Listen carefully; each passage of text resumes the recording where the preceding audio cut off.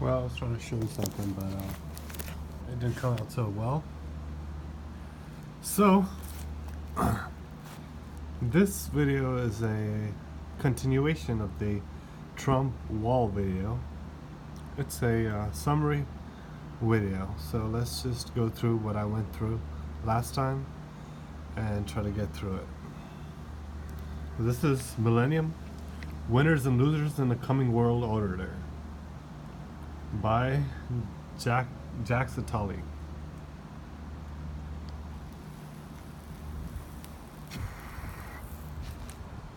He's a futurist, just like Alvin Toffler, who wrote the foreword, where he talked about America's intellectual provincialism and who he is. He's in 1990, he was the advisor to the French president for 10 years and helped introduce the president to the 21st century. And he is now the president of the European Bank for Reconstruction and Development. And by now I mean the year of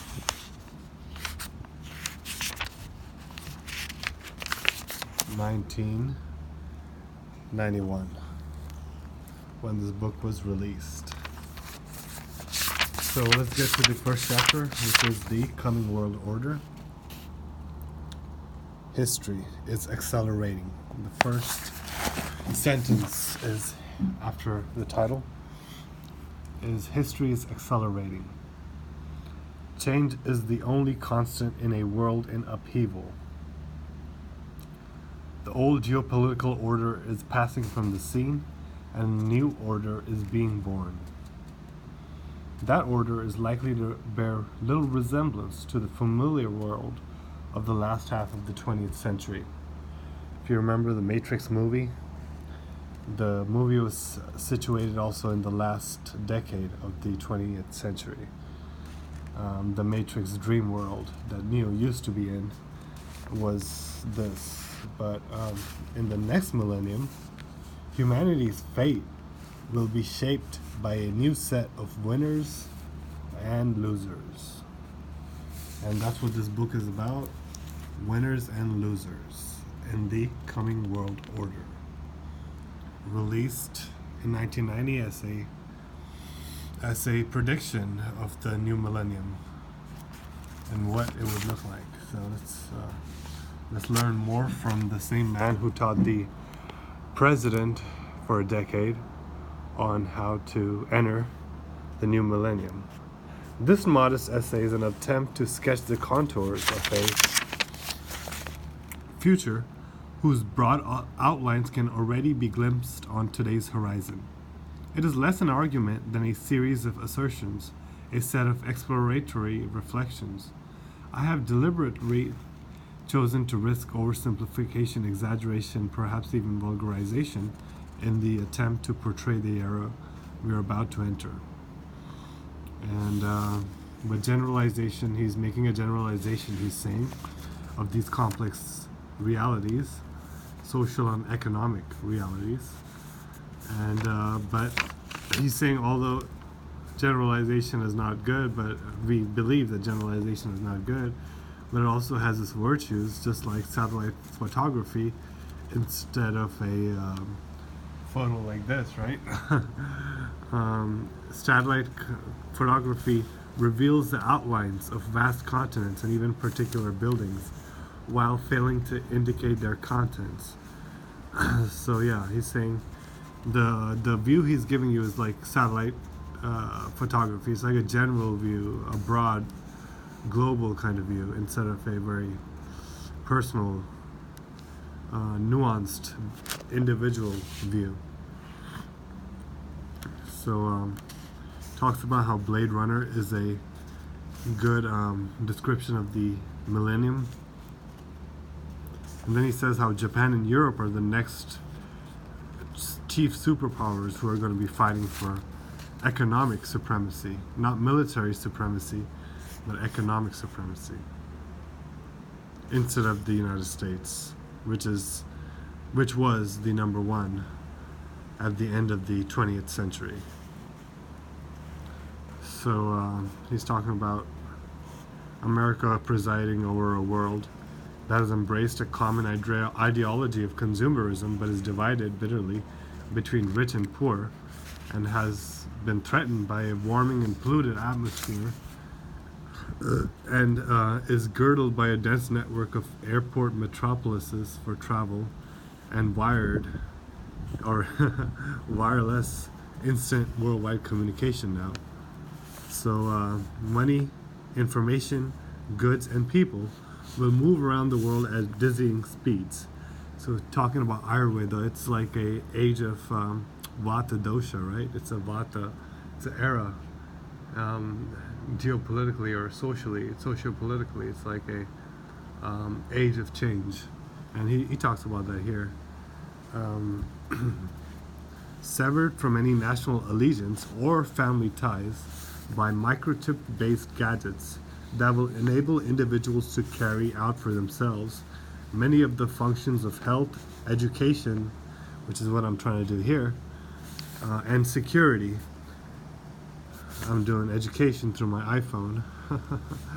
So how true is this? The consumer citizens of the world's privileged regions will become rich nomads, able to participate in the liberal market culture of political and economic choice. They will roam the planet, seeking ways to use their free time, shopping for information, sensations, and goods only they can afford, while yearning for human fellowship and the certitudes of home and community that no longer exist because their functions have become obsolete. So family, community, home, all these are obsolete. We are rich nomads. Like New Yorkers who every day face homeless beggars who loiter around automated teller machines pleading for spare change, these wealthy wanderers will everywhere be confronted by roving masses of poor nomads, boat people on a planetary scale, seeking to escape from the destitute periphery where most of the Earth's population will continue to live. So it's not a glorious age. There's a dark side to every beautiful picture, and just like you have these winners, you have these losers of the next century, the poor nomads, the vast majority of the population, even in the rich countries as he's about to describe. So these impoverished migrants will ply the planet. Ply, I guess, means to wander or roam, searching for sustenance and shelter, their desires inflamed by the ubiquitous and seductive images of consumerism they see on satellite TV broadcasts from Paris, Los Angeles, or Tokyo. So these are like the three cultural centers he predicts in the future. We already have Hollywood. Maybe this is going to be Bollywood, huh? Because Africa and Asia follows Bollywood. Anyhow, desperately hoping to shift from what Alvin Toffler has called the slow world to the fast world, they, the poor nomads, will live the life of the living dead. So this is the divide that this book's title refers to, the winners and losers in the new millennium, or in the coming world order, which is a different world order from the one we kind of grew up in the 90s and the parts of the early millennium. Like all past civilizations which sought to endure by establishing an order to ward off the threat of nature and other men, the coming new order will be based on its ability to manage violence. But, unlike previous orders, which ruled by religion and military force then, this new order will manage violence by economic power mostly. So there will be still religious and military forces from before, but like in Iran and Iraq and other places, but it's going to be all economic power now for the vast majority. That's a control mechanism in this coming new order that we're pretty much in the middle of almost, because war is not over, but it'll continue far into the future. I've heard of 100 years of war in the Middle East when they were about to do 9/11. When after 9/11 happened, they were talking like that. It's going to be a century of war, and basically war is to change the culture of the people that are living there. So to go from centuries old culture of Islam to a new global culture, it's not going to be just 1 or 2 generations that are going to be totally converted, So yeah, war is going to continue in impoverished world, in many areas of the impoverished worlds, but they will be anachronistic affairs, sideshows, kind of like reminding you of footage from World War II or something. Sideshows only marginally relevant to the main thrust of history. So although they're important, they're just sideshows in a global kind of satellite view that he's trying to show us. So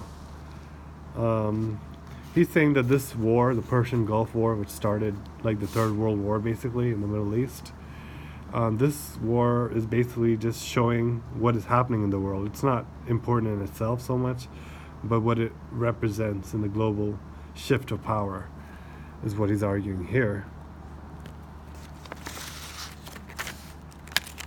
So he's saying that people think the U.S. is the strongest nation in the world in 1991, but what he sees is something similar to what happened in Spain when it was about to fall, and it was bankrupt, and but still the kings were having these grand wars to show off their power.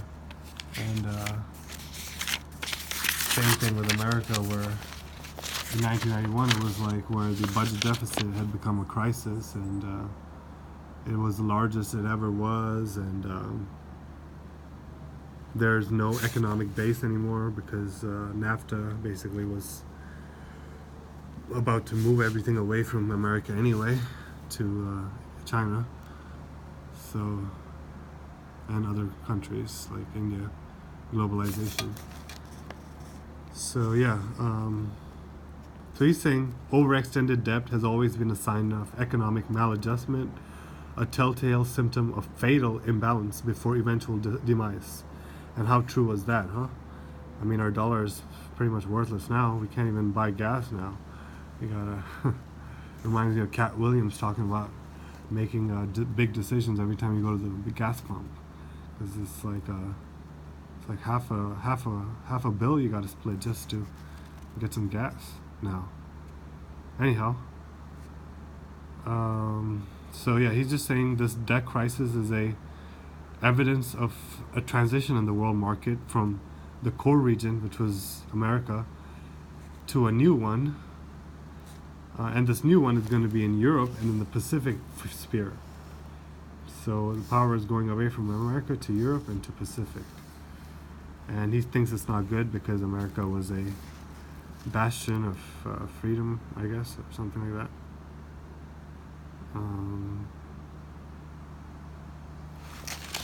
Well, he don't say why, but he says it's sad, it's not good, and he's saying we'll see this more and more as we reach the Y2K, and I noticed it, pretty much 5 years after Y2K, and I just landed in America. Anyway, the rule of military might that characterized the Cold War is being replaced by the reign of the market. The liberal ideals of democracy and the market have defeated their chief rival, the historical challenge and alternative vision of society represented by communism. So he's saying the liberal market capitalism has defeated communism at this time, and even though it hasn't solved the problem how to balance economic growth with social justice, and now they're doing a good job of trying to balance that, I guess. He's saying the political ideals and consumerist ideology of the West has taken over the minds of people all over the world, especially in the industrialized world. And it was a democratic consumer society, not the nuclear destruction that destroyed communism or the Soviet regime in their own country. So the values of liberal pluralism and the promise of market prosperity have been joined in a consensus that now unites people all over the globe. All right, so this is what's going on back then, and it's pretty much even more obvious now because this liberal pluralism has become a religion now of the masses, especially the middle class, the steadily declining middle class of educated intelligentsia, supposedly. So that consensus of the liberal pluralism and market prosperity is capable of being satisfied only by a market that is organized around common consumer desires, whether or not such desires can be fulfilled. So it doesn't matter that all this market, all this prosperity and so forth, this capital market abundance of goods and so forth, sensations, goods, and travel places. It doesn't matter that all this is available. It doesn't have to be fulfilled. It just has to be economically arranged, is what he's saying. The market has to be organized around our desires, whether or not such desires can be fulfilled. And so this political demand for pluralism has found its economic echo, and it's a joining of these two things in the new millennium, which he is seeing, obviously everyone is seeing, at 1991. So he's saying the post-war strength of the American economy is likely to be seriously challenged. So as soon as we leave the Middle East for good, we're done for, is what he's saying. And it's going to be seriously challenged then. For in the emergent order, and then I guess China is going to come over and tell us to check our privilege. Anyway, for in the emergent order taking root in this pre-millennial decade, the two military superpowers, the United States and the Soviet Union, are in pushing towards relative, if not absolute, decline.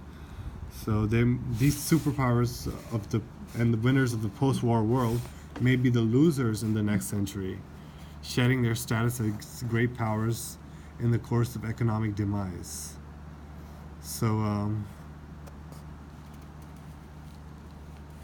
now, after these two, there's going to be two new powers: a European sphere from London to Moscow, and so EU basically, and a Pacific sphere from Tokyo, based in Tokyo, but extending as far as New York. So kind of like a reverse of the old days. So each sphere will seek to best the other in an effort to become the center or core of the new world order, because these people always love competition, and the world is based on competition. So which sphere succeeds will depend on who most profitably and efficiently produces the new goods that satisfy the desire for choice and autonomy in the first truly global marketplace. So he's saying whoever produces these goods is gonna rule the next economic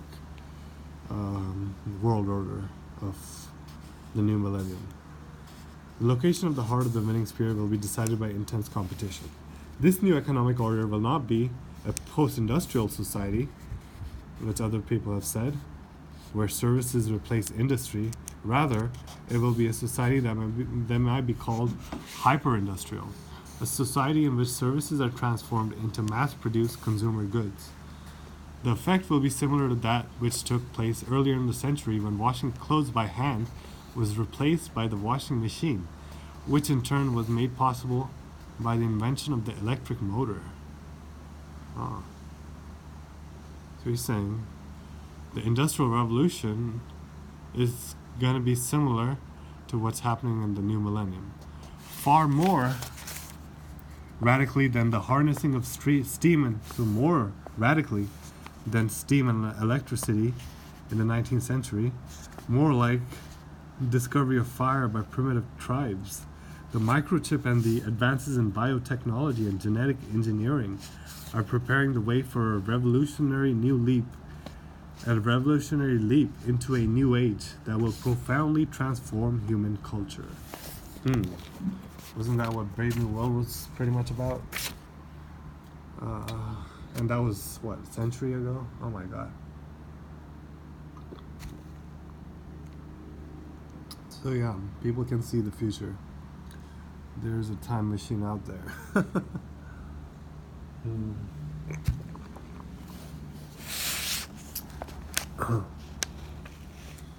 So we're already 20 minutes now, but I think I got a couple pages left, so I'm going to wrap it up and begin later with the next part.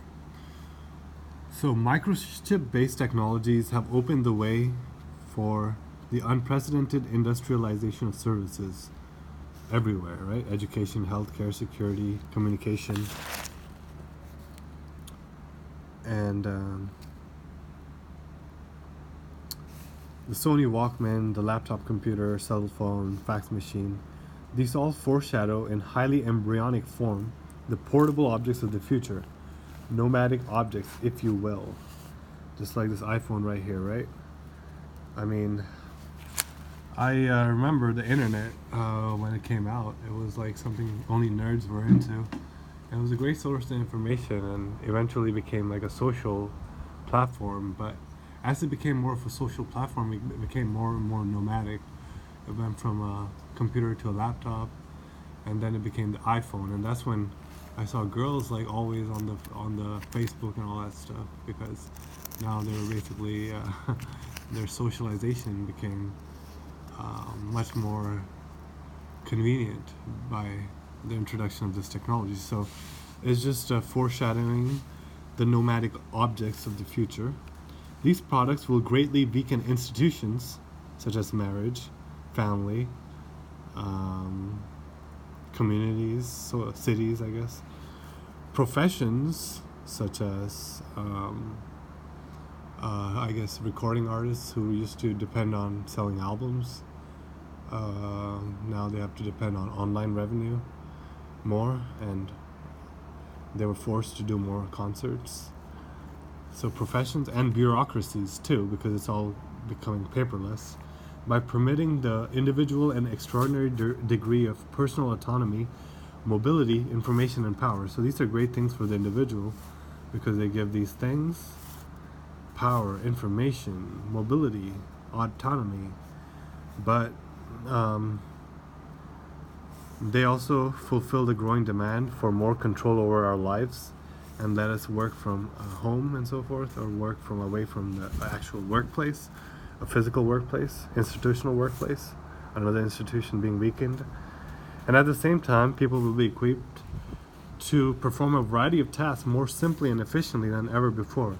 That's why some of these people who get on my nerves always talking about, oh, it's 2019. I mean, like it's some great achievement to come to this pathetic crossroads in our social evolution. But they think it's great because of all these materialistic benefits. So anyway, let's keep going. So there's a lot of great things that are coming in the new millennium, is what he's saying, because life will become simpler, or performing of a variety of tasks will become simpler and efficient. And these new information technologies, I'm trying to keep my bias out, but I just wanted to add my few comments just to give you a broader, or just some examples to kind of relate this information, because it's very dry information, obviously. I mean, I've been reading only 11 pages and not even completely in 24 minutes, so let's keep going. The last little bit. The astonishing new information technologies will unleash formidable leaps in productivity, generating vigorous economic growth for decades to come. So these technologies will also create economic growth, right? For the moment, the present recession, so there was actually a recession going on in the 90s, which it wasn't really, I guess I was too young to care about that. The present recession obscures this underlying reality. And perhaps the deeper depression, Obama depression, and perhaps the deeper depression that may come will one day be seen as the necessary pains accompanying the the birth of a new hyper-industrial order. So labor pains. These depressions are just labor pains for the new hyper-industrial order. Because how else would the employers force us to put up with all these new fascist and intrusive measures taking over more of our rights just to earn a living, unless they put us into this depression and these necessary pains, right, to birth this new hyper-industrial order, or maybe just karma. But this new order will not put an end to history. So he's saying it's not going to be a dream world of all peace and utopic, but conflict is more likely now because so much of the world now shares the same desire for a prosperous order. So they want us to fight for those prosperity. The conflict will arise.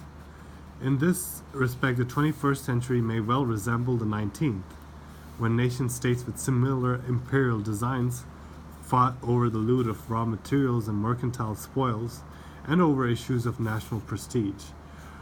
For inequality will cleave the New World Order as surely as the Berlin Wall once divided East from West. So inequality is going to become even more pronounced, as we are seeing in this new millennium. Even in the most privileged nations, not everyone will share equally. So he's saying that even in the north, there's going to be these losers, these weak and poor pawns, helplessly gazing with envy at the power and pleasure enjoyed by a minority. So ordinary people will gape with awe and resentment from their modest suburbs and homeless streets, even in Rancho Cucamonga, at the high rises of wealth and skyscrapers of power that will loom above their reach. So the riches of growth are not assured for those countries moving towards democracy in Eastern Europe and Asia. The political and economic freedom so far won can vanish if market economy does not deliver relatively quickly the consumer goods and basic necessities promised by the bold reforms that have demanded harsh sacrifices. So that's what I'm saying. These pains and these fights amongst nations to be the big dog of the New World Order. These economic battles which have come with harsh sacrifices are not guaranteeing that you will be a winner, because you must stay on your A game. The worst is not certain, but everything can go wrong in the midst of Europe's remarkable Velvet Revolution. So, he's just saying there's some uncertainty in the climate. If Soviet Union collapsed into civil war and so forth. But yeah, economic refugees. That's a common thread in this new millennium. I mean, my people are pretty much economic and cultural refugees myself. And we also fled about the time this book was written, if not slightly before. So the marginalization and misery of 3 billion men in this New World Order in all these countries hangs heavily over the promise of sustained prosperity and freedom in the privileged North. The return of growth to the North, so he's saying this new millennium, which will bring more prosperity to the North, although different parts of the North, not the same old ones, but it'll still further widen the vast gulf between the haves and the have-nots. So this is why I made the last video talking about the whole border war, the Trump wall, and how it was a prediction made in the 1990 of how these economic battles are gonna create these divides between people, because the middle class has been dying since the 90s or the 80s, and in America at least. So obviously we're going to see that in this country too, and we're seeing that with the Mexicans coming in and the talk about the border wall. But I mean, it's just ominous talk, because they're just bringing it into our public consciousness that the New World Order is here. Winners and losers, accept your fate in this New World Order. So anyway, so the wall. He's talking about how this divide is happening. The market and price for the primary exports of the South, which is what they were known for, which is why certain drugs used to be illegal in the past, because they're one of the biggest trades in the world. That's because the primary exports of the south, the raw materials, are becoming less important in the wealthy regions because of the growing importance of skills and information in industrial production. So, just looking at the cannabis market in California, how it used to be, it used to be illegal because most people would just smoke flower, and a lot of flower can come from gangs in Mexico or people growing in their basements. So there's no economic battle. I mean, the economic, the giants, the economic giants are not getting their vast majority of profits, so obviously it cannot stay. So all these new technologies now and vaporizers and stuff came on just so that these big dogs could take over the market, and now they can just mass produce these little cartridges that everyone is puffing on. And there goes the freedom, right, in the market. So anyhow, the raw materials are becoming less important in the wealthy regions, and therefore the South is suffering. And many markets of the North are also closed to exports from the poor South. Although now we're seeing some chips and stuff coming from the South, like I see those Takis everywhere.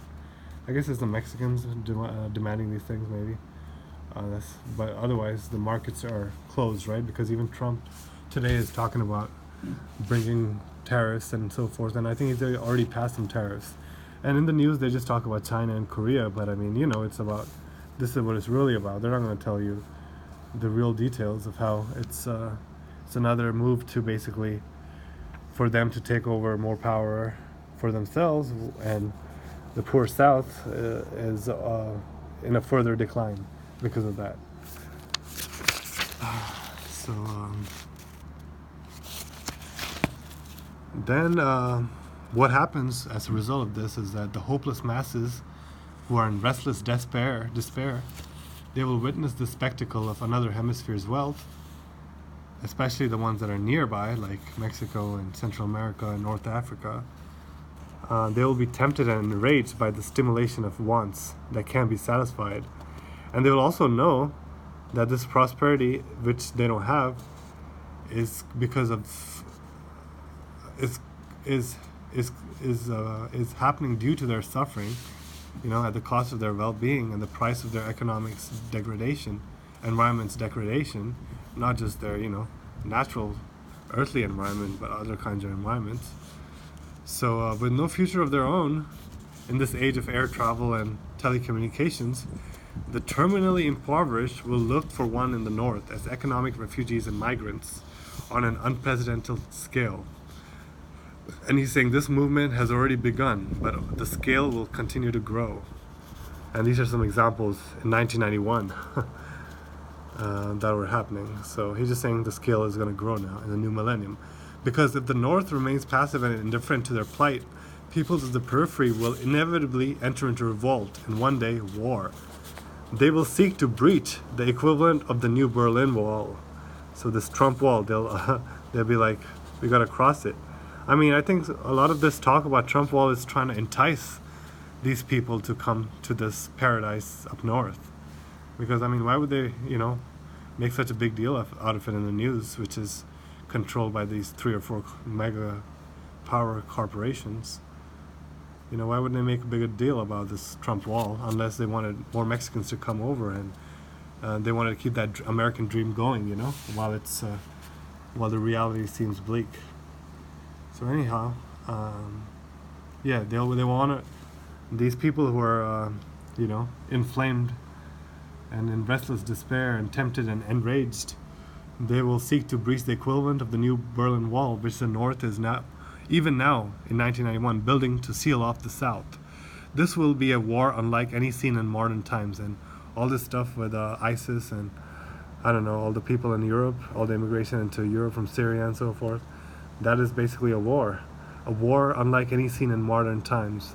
That's why they don't call it a war. It will resemble the barbarian raids of the 7th and 8th centuries when Europe was defeated and sank into what came to be called the Dark Ages.